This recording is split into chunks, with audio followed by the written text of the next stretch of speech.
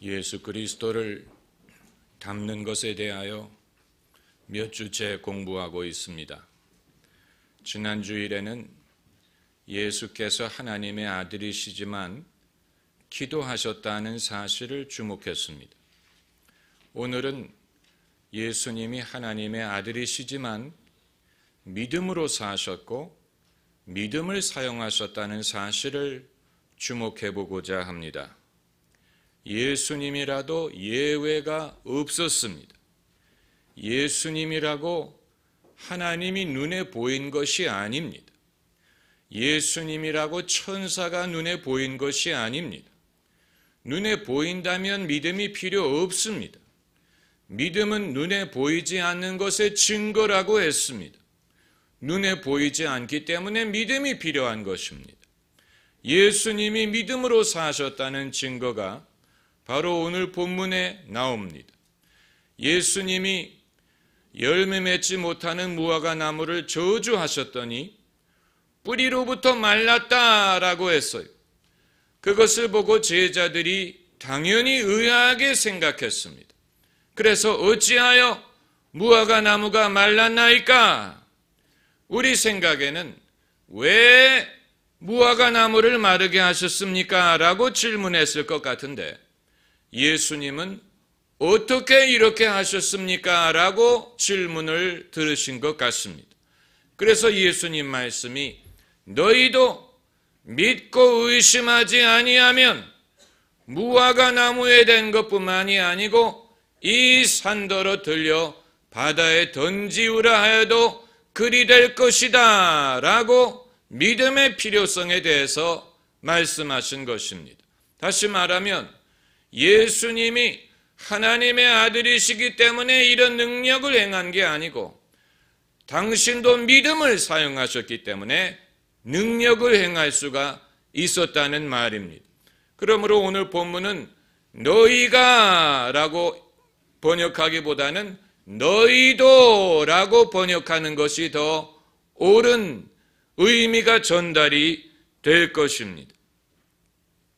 믿음을 사용하는 것을 배우는 것도 예수님을 닮는 것입니다. 기도하는 법을 배우는 것도 예수님을 닮는 것입니다. 왜 사람들은 예수님을 닮는다고 하면 예수님을 인격적으로 닮는 것만을 강조하고 그 이외의 것을 생각하려고 하지 않는지 도무지 알 수가 없어요. 왜 사람들은 성령의 열매가 있으면 성령의 은사가 필요 없다는 듯이 말하는지 알 수가 없어요.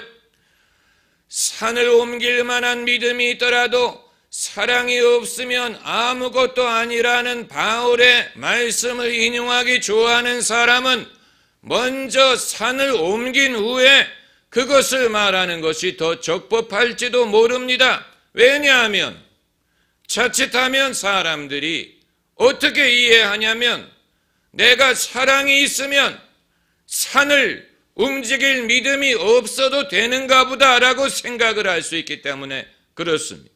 내가 성령의 열매가 있으면 성령의 은사가 불필요한가 보다라고 생각할 수 있기 때문에 그런 것입니다. 예수님은 성령의 열매도 소유하셨고 성령의 은사도 소유하셨어요. 사도 바울은 성령의 열매도 갖고 있고 성령의 은사도 갖고 있었습니다. 이것은 우리가 취사 선택할 수 있는 것이 아니에요. 우리가 예수님을 믿은 결과로 예수님이 우리 안에 들어오셔서 우리의 인격이 예수님을 닮아가는 것뿐만이 아니고 예수님의 하시는 이 일을 우리도 하게 되는 것입니다.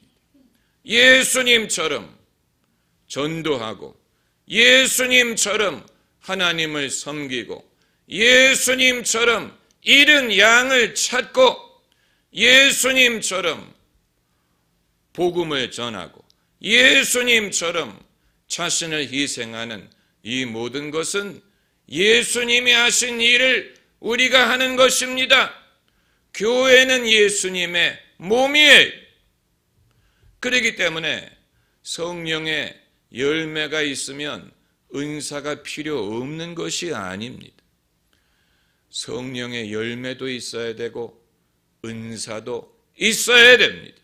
예수님이 하나님의 아들이심에도 불구하고 성령의 은사가 필요하셨다면 우리가 얼마나 예수님보다 낫길래 성령의 은사가 없이도 하나님의 일을 할 수 있다고 생각하는 것입니까? 다만 내게 주신 은사가 무엇이냐 하는 것을 말할 수는 있지만 마치 그것이 필요 없는 것처럼 산을 옮길 만한 믿음이 필요 없는 것처럼 말하는 것은 그리스도인을 무력한 존재로 만드는 결과를 낳을 수도 있습니다. 믿음을 사용하는 법을 배우는 것이 예수님을 닮는 것입니다. 왜냐하면 예수님도 믿음으로 사셨기 때문에.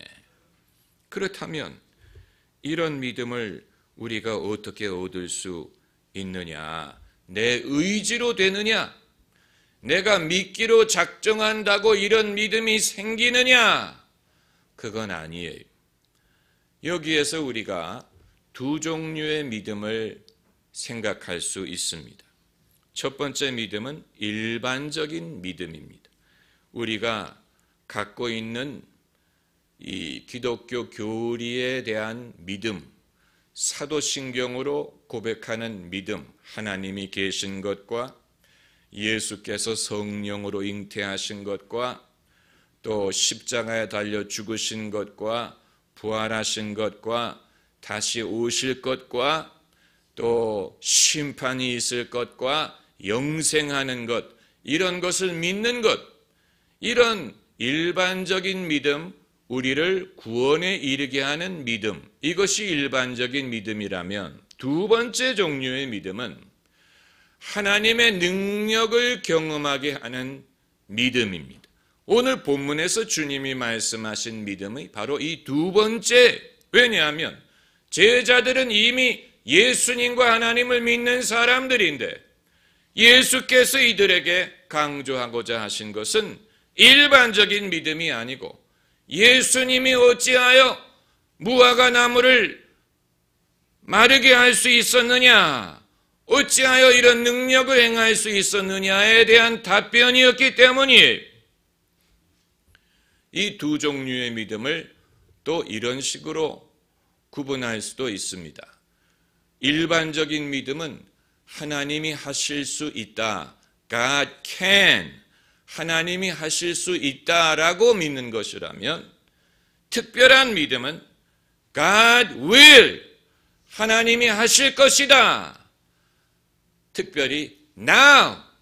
지금 하실 것이다 라고 믿을 수 있는 것. 그건 사람 의지대로 되지 않지.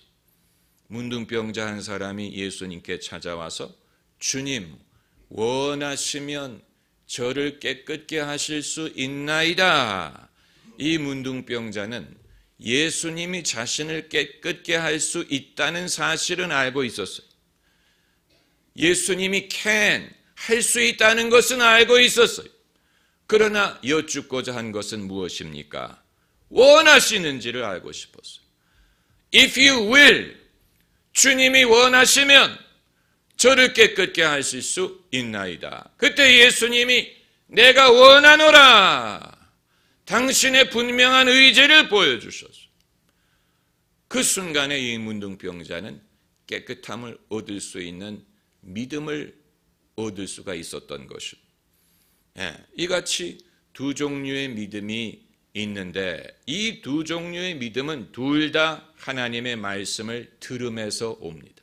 모든 믿음은 들음에서 옵니다. 믿음은 들음에서 나며 들음은 그리스도의 말씀으로 말미암았느니라. 우리 개신교가 예식을 없인 여기는 게 아니에요. 무슨 성찬식이든 세례식이든 상징적인 예식을 없인 여기지 않지만 그러나 개신교 전통은 애초부터 믿음은 들음에서 나기 때문에 하나님의 말씀을 전하는 것에 중점을 둠으로 시작했습니다. 이것이 개신교 전통의 특징입니다. 예식 필요합니다. 교회 음악 중요합니다. 전통이 귀합니다. 다 필요합니다. 그러나 정작 사람에게 믿음을 심어주는 것은 말씀이고 말씀을 들을 수 있는 기회를 제공해야 된다는 것이 개신교 목회의 첫 번째 원칙입니다. 가급적 말씀을 들을 수 있는 기회를 많이 만들수록 믿음을 얻을 수 있는 가능성이 많아집니다. 그리고 하나님의 말씀을 더 다양하게 골고루 온전히 전할수록 사람들은 성경에 있는 하나님의 여러 다양한 약속을 믿을 수 있는 가능성이 많아집니다.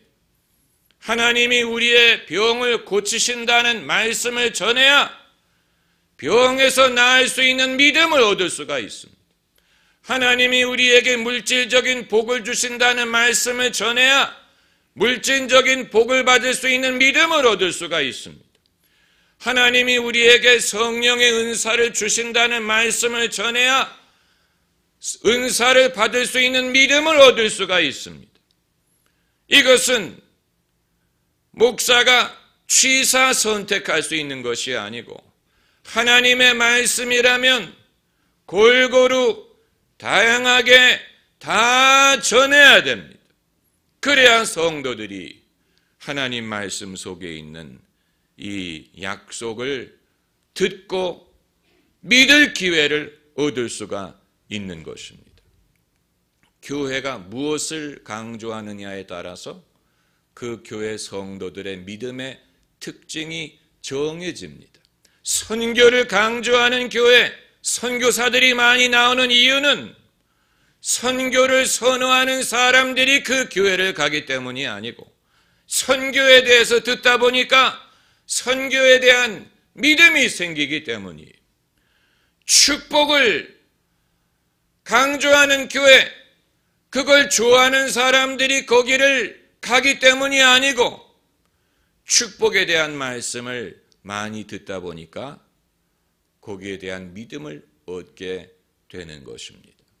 그러므로 믿음은 들음에서 오는데 이 두 번째 믿음, 은사로서의 믿음, 하나님의 능력을 특별히 경험할 수 있는 이 믿음은 그것도 성령의 감동으로 하나님이 우리에게 말씀하심으로 그 말씀을 들을 때 그 믿음을 얻을 수가 있습니다. 이것은 굉장히 신비한 경험입니다.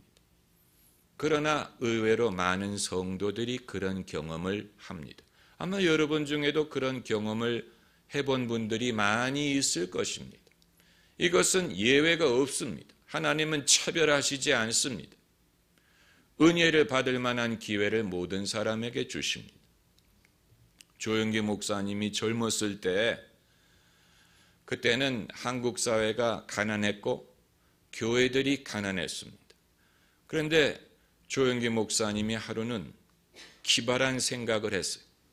그때 정부에서 주택 복권을 팔고 있었는데 내가 금식 기도를 하고 복권을 사서 당첨이 되면 그것으로 교회를 짓겠다라는 야무진 꿈을 가졌어요.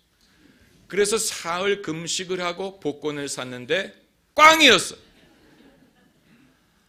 그래서 최자실 목사님과 전차를 타고 집에 오는데 금식을 해서 배는 고프고 처량하고 창밖으로 내다보니까 극장 앞에 사람들이 줄을 서서 기다리고 있더랍니다.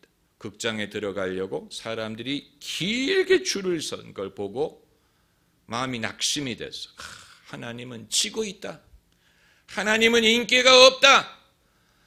교회에 오려고 사람들이 저렇게 장사진을 치지 않은데 영화 하나 보려고 저렇게 줄을 서서 기다리고 있으니 하나님은 지고 있다. 이렇게 생각을 하는데 그 순간에 성령의 영감이 임했습니다.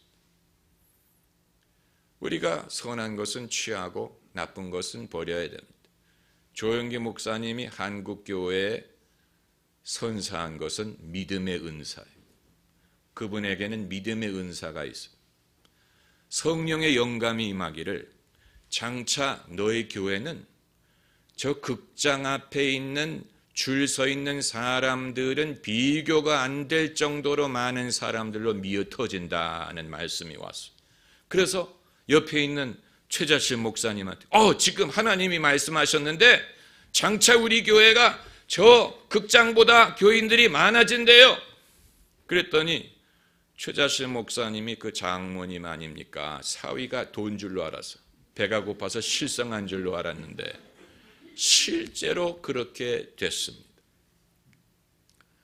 여러분, 이런 경험은 우리가 배가 부르고 모든 것이 만족하고 의기양양할 때는 오지 않고 우리가 뭔가 괴롭고 서글프고 낮아지고 힘들 때 이런 경험을 하는 경우가 더 많습니다.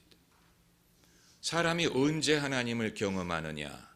의기양양하고 즐겁고 자기 소원대로 될 때는 하나님의 음성이 잘 안 들려요. 그런데 슬프고 서글프고 고독하고 힘들 때 하나님을 바라보면 그럴 때 하나님이 말씀하시는 경우가 많습니다. 여러분, 나는 왜 그런 경험을 하지 못합니까? 늘 노는 궁리만 하고 세상이 좋고 세상의 화려함과 육신의 안락에만 관심이 있는 사람은 성령이 그런 역사를 하실 기회를 얻지 못하지만 우리가 회개하고 신실한 마음으로 하나님을 섬기고자 하는 마음을 먹으면 그 순간부터 하나님이 역사하시기 시작하십니다. 여러분, 이것은 경험해 보지 않으면 알 수 없습니다. 제가 강요해서 여러분이 성령의 감동을 받을 수 없습니다. 여러분 스스로가 성경 말씀대로 하나님은 교만한 자를 대적하시나 겸손한 자에게 은혜를 주시는도다. 교만한 자는 무시하는 게 아니에요. 대적한다고 했어요. 하나님은 교만한 자를 God resists the proud. 하나님은 교만한 자를 멀리하세요. 대적하세요. 그러나 겸손한 자에게 은혜를 주시는도다. 사람이 서글플 때, 뭔가 자신의 모순에 대하여 고민할 때, 이 존 윈버 목사님이 살아계실 때 목회도 훌륭하게 하신 것뿐만이 아니고 얼마나 아름답고 훌륭한 찬양곡을 많이 작사 작곡했는지 몰라요. 그분이 지은 곡 중에 Isn't He Wonderful? 그분은 놀랍지 않은가? Isn't He Beautiful? 그분은 아름답지 않은가라는 아주 단순하고도 아름다운 곡이 있어요. 그분이 어떻게 그 곡을 작곡하게 됐느냐? 하루는 존 윈버 목사님이 자기 아들과 대판 싸웠어요. 대판 싸우고 언짢은 마음으로 자동차를 몰고 어디를 가면서 자기 자신이 한심하게 느껴지더라는. 내가 주의 종이 되고 그리스도인이 됐는데 나도 옛날 모습을 못 벗는 모양이다. 참 자신이 비참하고 자신이 처량하게 느껴지는데 그 곡조가 떠오르기 시작한 거예요. Isn't he wonderful? 그러니까 하나님은 경우를 보지 않고 은혜를 주시.